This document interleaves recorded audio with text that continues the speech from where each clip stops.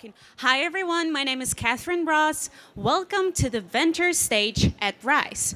I'm going to be emceeing the stage this morning, and I'm also editor-in-chief at Currency.com and Chief Communications Officer at Currency.com Exchange.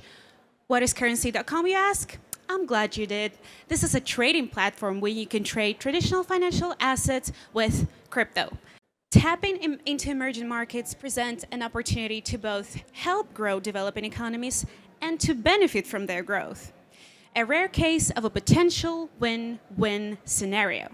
These emerging markets present some of the most dynamic and exciting opportunities for investors to assist companies to developing truly innovative approaches to utilizing technology.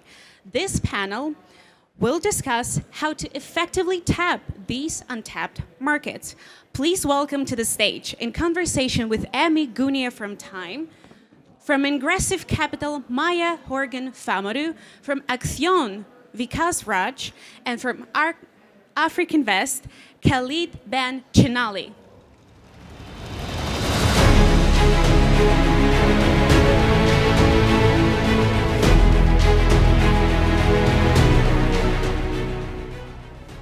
Hi everyone, I'm Amy Gunia from Time.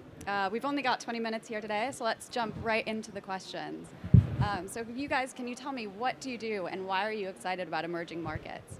Maya, let's start with you. My name, as they mentioned, is Maya Horgan Famodu. I run a $10 million early stage venture capital fund in Nigeria called Ingressive Capital. We also run a market entry and market operations firm. So basically what that means is we assist big technology companies and international VCs to enter and operate across sub-Saharan Africa. I'm excited about emerging markets, specifically the one where I'm focused, because of the radical growth, the youth populations, the high rates of mobile penetration. Right now, there's more mobile users across Africa than the US and UK combined, and because it's about where China was, I think, about 10, maybe 8 years ago. So we're just seeing that J-curve of not only venture capital dollars flowing into the ecosystem, but also viable technology companies and liquidity events. So it's a really exciting time to be investing in the continent, and valuations are still reasonable. Hi, everybody. My name is Vikas Raj. I'm with Axion Venture Lab. Venture Lab is a global seed stage investor in startups that are using new technologies and new business models to expand access to, improve the quality of, and improve the affordability of financial services for the world's underserved. And Venture Lab exists because there's 3 billion people around the world that still don't have access to a full set of financial services. The vast majority of that 3 billion is in emerging markets. That's about 40% of the world. That means 40% of the world doesn't have access to a secure savings account to put their money away. They don't have access to health insurance to pay for an emergency health procedure. They don't have access to working capital to grow their business. The silver lining is that many of those 3 billion people now have access to technology. They have a mobile phone, they have internet access, they might have a smartphone, which means that now many of those consumers, many of those small businesses are visible. We can now understand them, we can identify them, we can engage with them, and we can actually serve them. Venture Lab exists because we think startups are really driving the vanguard of innovation in fintech and financial inclusion. So we support them. We invest at the seed stage with investments of about $500,000, and we get very actively involved with our companies after we invest. We're excited about emerging markets because we think it's the largest untapped market in the world in terms of impact and financial returns, particularly in financial services. So I'm with African Invest. African Invest is an investment firm. We invest in African companies, and we've been doing this for 25 years now. We invest in over 160 companies. And in the VC space, we invest specifically into early growth companies, so from Series A all the way up to Series D, in companies that are post-revenue generating. One of the main things that excites us about what is happening currently in Africa is Africa has been very much isolated from the rest of the world from an investment standpoint, and specifically on the venture side.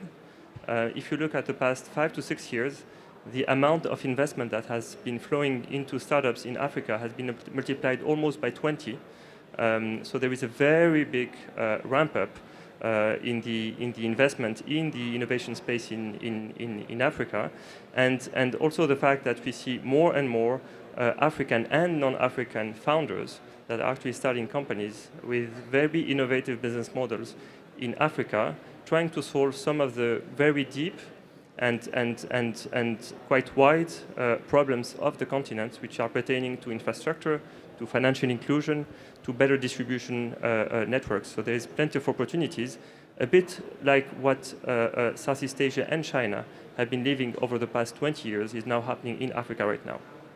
Knowing how to spot a winner is a key skill for any investor. This next session brings an investor who undoubtedly has that skill, the ability to spot the next big thing, to the stage. Here to share some of what he looks for when deciding whether to invest or not in conversations with Wu Chen from the Economist China is number 5 on the 2019 Midas list, GP Gang. Welcome.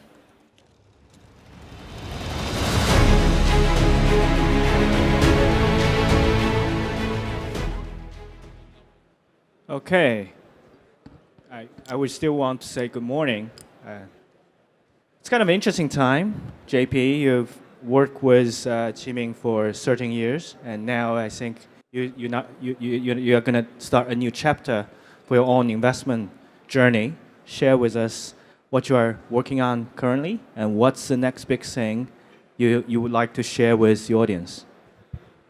Thank you, Wu. So I'm starting a new firm or in the process of raising a new venture capital fund starting July 1st. So this is my second week.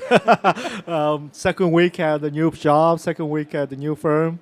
I do have the email system set up. So I think what I focus on is consumer internet in China. And also, looking to consumer products and services companies. In the past, I've been very fortunate to be investor in companies like Ctrip, Bilibili, Meitu, Meituan, Dianping. So, we have a pretty good market share of so-called unicorns in China. So what's actually exciting and trendy in consumption or consumer-led economy in China or consumer internet? Right. So I think in the next few years, as you probably know, the 90s generation or 2000 generation, as they are called in China, or so-called Gen Z, will be entering workforce. What does E stand for in this one? Generation E. C, like zebra. Zebra. Okay. Gen Z, yeah. Generation Z. So it's basically, I think in China, people like to use numbers more. So 90s generation, 2000 generation. So for someone who was born in 1990, he or she will be 29 years old. So she probably has, graduated from college for a few years. If they are smart and work hard, they have a pretty good job. In China, if you work for companies like Tencent or Alibaba, they're probably a middle manager by then. So they have a lot of consumption power. And if you live in Shanghai or if you live and work in China working for an internet company, your income has also grown dramatically. I won't be surprised. Someone who was born in 1990, started working in 2012. Now his or her salary is probably 5 times more than where he or she started. Do you also see a kind of a similar trend in terms of how much they consume and how much they save? And in terms of how much consumption credit is actually helping them to consume more? Exactly. I think the 90s generation is probably the first generation in China who never had gone through war or cultural revolution or the early part of reform. So they actually, most of them grew up with the silver spoon. Most of them are well educated. even in the rural areas, the Chinese government guarantee 9-year mandatory education or volunteer education. So they are reasonably well educated, and they don't have a lot of pressure. If you are a resident of Shanghai or Beijing, if your family has more than one property or one residence in Shanghai or Beijing, almost by definition, they are millionaires in US dollar terms. Silicon Valley has long been the center of innovation in the tech world, right? But that center has been shifting in recent years. With the emergence of countries like Indonesia, Malaysia, and Vietnam, and potential tech powerhouses in cities like Hong Kong and Singapore, Southeast Asia is rapidly rising to challenge Silicon Valley. In this session, we are joined by two leaders with their fingers on the pulse of the changing center of the gravity in the tech sector. In conversation with Anthony Liu from Sire Properties, please welcome partner at Techstars Cody Smith, the founder of Cento Ventures, Dmitry Levitt, and CEO of MDI Ventures, Nico Wijaya. Welcome.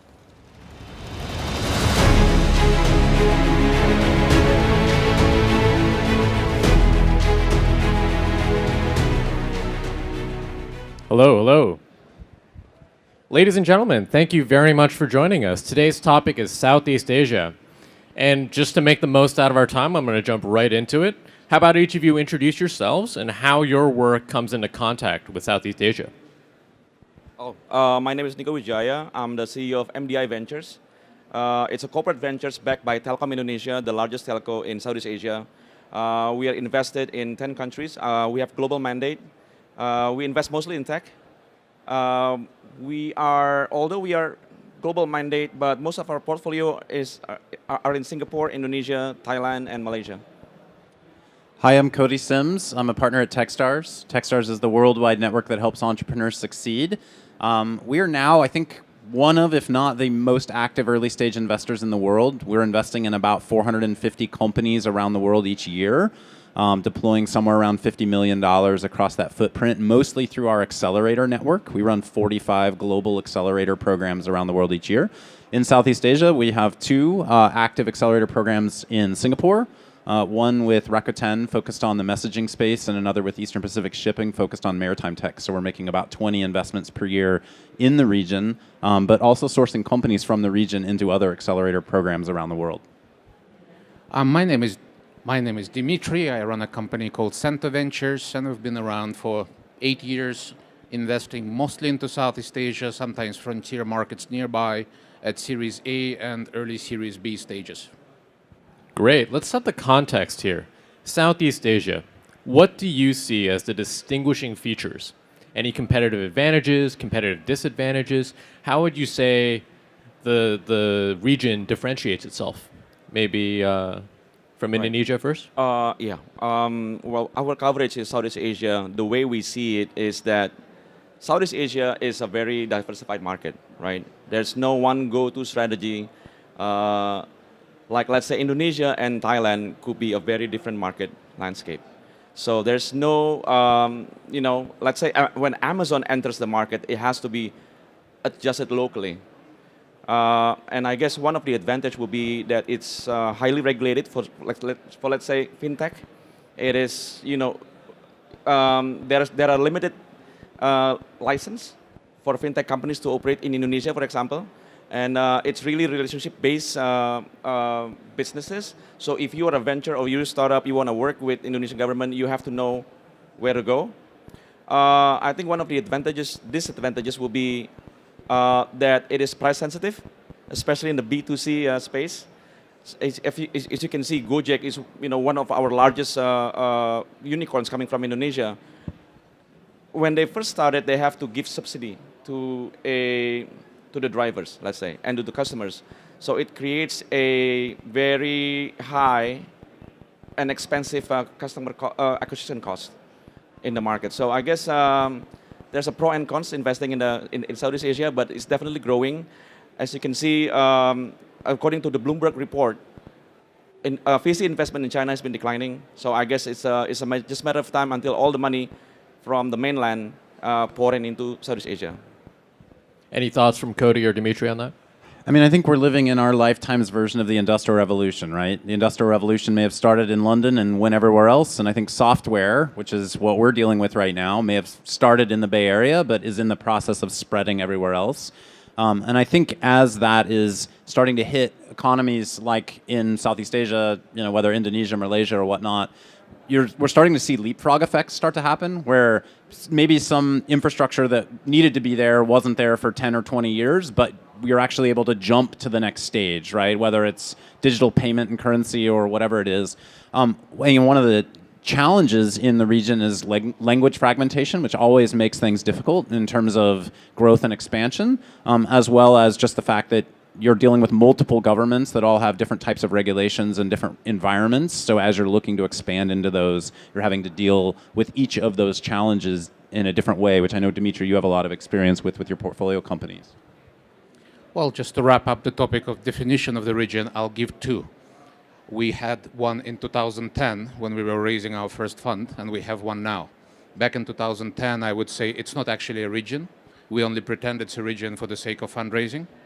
In 2018 and 2019, I would say it's 5 major cities and 20 smaller cities that consume in approximately similar manner. So if you really, really try, you might be able to build a company that serves them all, sitting in the middle of 6 or 7 nations that could not be more different even if they were in 2 or 3 different continents.